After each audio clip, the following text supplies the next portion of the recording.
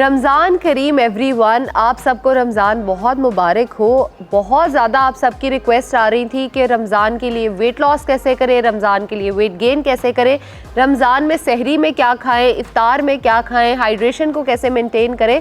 तो मैंने आप सबके लिए रमज़ान की एक टोटल सीरीज़ जो है वो प्लान आउट कर ली है। ये उस सीरीज़ की पहली वीडियो है और आप बाकी सारी वीडियोस को भी चेकआउट कर सकते हैं जो कि टाइम के साथ साथ अपलोड होती रहेंगी। लेकिन पहली वीडियो जो है ये रमज़ान से पहले लग रही होगी ताकि आप अपनी बॉडी को रमज़ान के लिए रेडी कर सके। तो आइए वीडियो को स्टार्ट करते हैं। मैं हूं ज़ैनब गोंदल, मैं क्लिनिकल डाइटिशियन, न्यूट्रिशनिस्ट और फूड टेक्नोलॉजिस्ट हूं। मेरे पास जब पेशेंट्स आते हैं तो वो अपना वज़न कम करने के लिए बहुत ज़्यादा एक्साइटेड होते हैं और अपना वज़न जो है वो कम से कम को 10-12 किलो कम करना चाह रहे होते हैं थ्रू आउट द ईयर, लेकिन वो कम नहीं हो पा रहा होता। तो बहुत सारे लोगों को लगता है कि रमज़ान एक बहुत अच्छी अपॉर्चुनिटी है वज़न कम करने के लिए। हालांकि मैं हमेशा ये बात कहती हूँ कि 11 महीने वज़न कम करें, ज़्यादा करें, जो मर्ज़ी करें, एक रमज़ान जो है उसको अपनी इबादत के लिए ज़रूर गुजारा करें। लेकिन आप सब ने रिक्वेस्ट की तो मैं आपके लिए वीडियो जो है वो ऑफकोर्स कैसे हो सकता है कि ना बनाऊँ। सबसे पहली चीज़ जो आपने माइंड में रखनी है रमज़ान में अपना वज़न कम करने के लिए वो ये है कि हम नॉर्मल रूटीन में 3 टाइम खाना खा रहे होते हैं। यानी सुबह नाश्ता होता है, दोपहर का खाना होता है, रात का खाना होता है। मील्स हमारी कैलोरीज डिवाइडेड होती हैं। लेकिन जैसे ही रमज़ान आता है हमें लगता है कि हम तो सिर्फ 2 टाइम खाना खा रहे हैं, सहर और इफ्तार।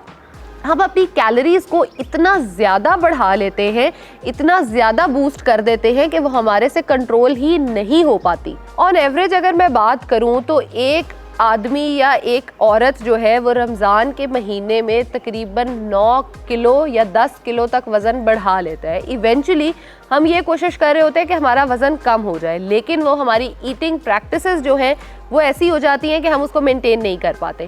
पहली गलती जो हम करते हैं वो ये करते हैं कि आपने देखा होगा कि रमज़ान में बहुत सारे लोग, मैक्सिमम 90% ऑफ जो लोग होते हैं वो रात को सोते नहीं हैं।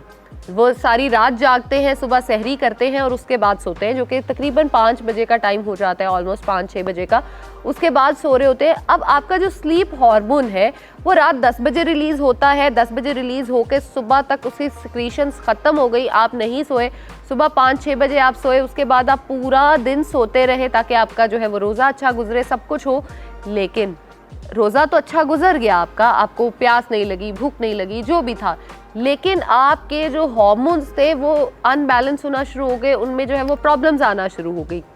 अपने हार्मोन्स को मेंटेन करना भी बहुत इंपॉर्टेंट है। अगर वज़न को मेंटेन करना है तो अपने हार्मोन्स को मेंटेन आपको हर सूरत करना ही होगा। नंबर 2 मिस्टेक जो हम करते हैं वो ये करते हैं कि हम पानी जो है या तो वो सिर्फ इफ्तार में पीते हैं या सिर्फ सहरी में पीते हैं। हम करते क्या है, इफ्तारी जैसे ही होती है हम 2 से 3 बल्कि 4 ग्लास पानी अपने अंदर डाल लेते हैं। हमारी बॉडी जो है वो पानी से इतना फुलफिल हो जाती है कि अब उसमें खाना डालने की कोई गुंजाइश बचती ही नहीं है।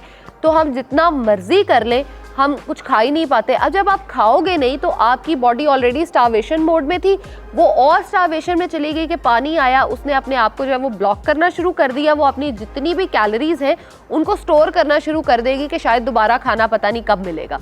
तो इसलिए बेहतर है कि आप उसको मेंटेन करें। दूसरी पानी की गलती जो हम करते हैं वो करते हैं सुबह सहरी के टाइम। फॉर गॉड सेक, हम कोई कैमल नहीं है या ऊंट नहीं है जो जितना पानी पी लेगा उसको स्टोर कर लेगा। आपको ये चीज़ समझना बहुत इंपॉर्टेंट है कि अगर आप पानी पीते हो सहरी में 1 ग्लास, 2 ग्लास, 3 ग्लास, 4 ग्लास, आप 10 ग्लास भी सहरी में पानी पी लो, जितना मर्जी पानी होगा वो सुबह तकरीबन 10-11 बजे तक ख़त्म हो जाएगा। सिर्फ होगा क्या, आपका जो यूरिनेशन प्रोसेस है वो स्पीड अप हो जाएगा। मेरा पिछला पॉइंट यहाँ से कनेक्टेड है कि आपकी नींद ऑलरेडी पूरी नहीं थी, रात सारी आप नहीं सोए, अब अगले दिन भी आपको बार बार वॉशरूम के लिए उठना पड़ रहा है, आपकी नींद फिर डिस्टर्ब हो गई, आपकी नींद भी पूरी नहीं हुई और पानी जो है वो आपने ऑलरेडी एक्सेस में इतना पी लिया है कि आपकी बॉडी जो है उससे वो बर्दाश्त ही नहीं होगा। नंबर 3 मिस्टेक जो हम करते हैं और बहुत ज़्यादा ये देखी गई है वो ये है कि हम इतने ज़्यादा फ्राइड फूड्स जो हैं उनको अपने इफ्तार में जो है वो मैनेज कर लेते हैं। अब अगर हम बात करें, ठीक है आप फ्राइड फूड खाएं, लेकिन पूरे महीने में 1 दिन या 2 दिन खा लें, आप पूरा महीना उसको नहीं खा सकते।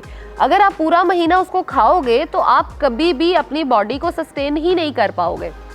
अब एक एग्जाम्पल मैं देने लगी हूँ यहाँ पर, वो ये है कि एक जो गाड़ी होती है कितने की वो आती होगी, मैक्सिमम 50 लाख 1 करोड़ की आ जाएगी। हम हर जगह पे ढूंढते हैं कि सबसे बेस्ट पेट्रोल जो है वो कहाँ से मिलता है, और चाहे हमें 10 किलोमीटर दूर जाना पड़े हम उसी पेट्रोल पंप से जाके पेट्रोल डलवाते हैं जिसका पेट्रोल अच्छा होगा, ताकि हमारी गाड़ी का इंजन जो है वो ख़राब ना हो जाए या सीज ना हो जाए। तो हमारी जो बॉडी है इसके अंदर हमारा जो खाना है वो फ्यूल जा रहा होता है। अब आप 10 किलोमीटर दूर अपनी गाड़ी का फ्यूल तो लेने चले गए, लेकिन अपनी बॉडी का फ्यूल जो है आप उसको मैनेज ही नहीं करते हो। जब हम अच्छा खाना अपनी बॉडी के अंदर नहीं डालेंगे, बॉडी के अंदर खराब खाना डालेंगे, तो हमारी बॉडी का जो आप समझे मेटाबॉलिज्म है वो सारा का सारा डिस्ट्रॉय हो जाएगा, और आप अपनी बॉडी में जो खाना डालेंगे वही खाना जो है वो आपकी स्किन पे भी नजर आएगा, आपकी बॉडी पे भी नजर आएगा, और आप इवेंचुअली एक टोटल डिफरेंट पर्सन हो जाओगे। फॉर एग्जाम्पल, अगर आप आज से ही चीनी खाना बिल्कुल बंद कर देते हो तो आप अपनी बॉडी में एक ट्रिमेंडस चेंज देखोगे। अगर आप पानी ज़्यादा पीना शुरू कर देते हो, आप अपनी स्किन को देखोगे कितनी अच्छी है, आपके ऑर्गन्स कितने हाइड्रेटेड है, आप अपने आप को एक हेल्दी इंसान जो है वो महसूस करना शुरू कर दोगे। अब चौथी जो रमज़ान में बड़ी गलती करते हैं हम, वो ये करते हैं कि स्क्रीन टाइम जो है वो बहुत ज़्यादा बढ़ जाता है। स्क्रीन टाइम हमारा इस तरह से बढ़ जाता है कि हम लोगों ने जब रात को जागना होता है तो ऑफकोर्स कुछ ना कुछ देख रहे होते हैं, सारा दिन भूखे प्यासे रह रहे होते हैं, ऑफकोर्स वो तो हमारा रोज़ा होता है, लेकिन रोज़े के साथ साथ हम क्या करते हैं, स्क्रीन्स बहुत ज़्यादा देखते हैं। आप ऑलरेडी जो है वो डिहाइड्रेटेड थे, आपने ऊपर से अपनी आंखों का फोकस बहुत ज़्यादा रखना शुरू कर दिया, आपकी लिटरली ये लाइंस जो होती है ना ये बहुत ज़्यादा फाइन और प्रोमिनेंट होना शुरू हो जाती हैं। तो प्लीज़ अपने फाइन लाइंस रिंकल्स से बचें और अपने बुढ़ापे को जो है वो इस रमज़ान में ही ट्रीट कर लें। जो भी डाइट प्लान हम डिस्कस करेंगे आप उसको फॉलो कीजिए और बेहतरीन रिजल्ट्स जो है उनसे फ़ायदा उठा सकते हैं। ऑफकोर्स वज़न कम करना है, ज़्यादा करना है, वो एक बात का मसला है, लेकिन हेल्दी लाइफ जो है वो सबसे ज़्यादा ज़रूरी है। अब अगर हम बात कर रहे हैं फ्रूट्स की, वेजिटेबल्स की और आपकी स्मूदीज़ की, बहुत बहुत बहुत बड़ी गलती हम ये करते हैं कि अपने घरों में हम लोगों ने लाल, पीले, नीले, हरे शरबत जो हैं वो रखे हुए होते हैं, उनको हम पीते हैं, हमें लगता है शायद ये हमारी हाइड्रेशन में हेल्प कर रहे हैं, बट सॉरी टू से वो आपकी हाइड्रेशन नहीं करा रहे होते, बल्कि आपकी बॉडी को डिस्ट्रॉय कर रहे होते हैं। आप ये देखिए, आपने सारा दिन कुछ नहीं खाया, आप डायरेक्टली अपनी बॉडी में कुछ डाल रहे हो तो उसका इफेक्ट सबसे पहले होगा। इसकी एग्जांपल आप ये देख लीजिए कि आप मिल्क शेक बनाते हो, उसमें आप अगर चॉकलेट की कोटिंग ग्लास के साइड्स पे पहले कर देते हो और ऊपर से आप मिल्क शेक डालते हो तो वो चॉकलेट साइड्स पे रहेगी और वो मिल्क शेक का एक बड़ा मज़े का टेक्सचर आएगा। लेकिन अगर आप यही कहो कि आप मिल्क शेक पहले डाल दो और चॉकलेट बाद में आप स्प्रेड करो, तो क्या वो कॉर्नर्स पे आएगी? कभी भी नहीं आएगी। सेम इज़ द केस, आपने जो बॉडी में पहले डालना है वो पहले ही जाना है।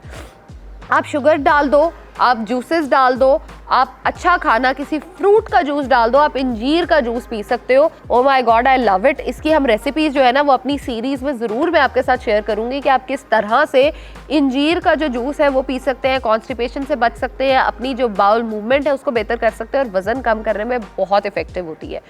Last but not the least, हमारे जो कपड़े हम स्टिच कराते हैं ना ईद के लिए, हम वो अपने नॉर्मल साइज़ के कराते हैं, लेकिन अगर आप किसी अच्छे डाइट प्लान को फॉलो नहीं करते हो तो बाय द एंड 30 दिन के बाद या 29 दिन के बाद आपका वज़न, जैसे मैंने पहले कहा, 9 से 10 किलो तक बढ़ चुका होता है। तो आपको वो कपड़े फिट नहीं आते और आप जाके अपने टेलर के साथ लड़ रहे होते हो कि ये तुमने मेरे साथ क्या किया, मेरे तो मुझे कपड़े ही नहीं आ रहे।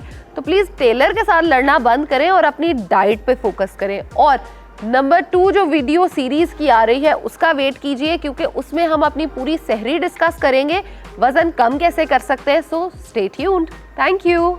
और अगर वीडियोस अच्छी लगती हैं तो फ्रेंड्स और फैमिली मेम्बर्स के साथ ज़रूर शेयर करें ताकि वो भी इन गलतियों से भी बच सके और अगली जो सीरीज़ की वीडियोज़ है उनको भी इंजॉय कर सके।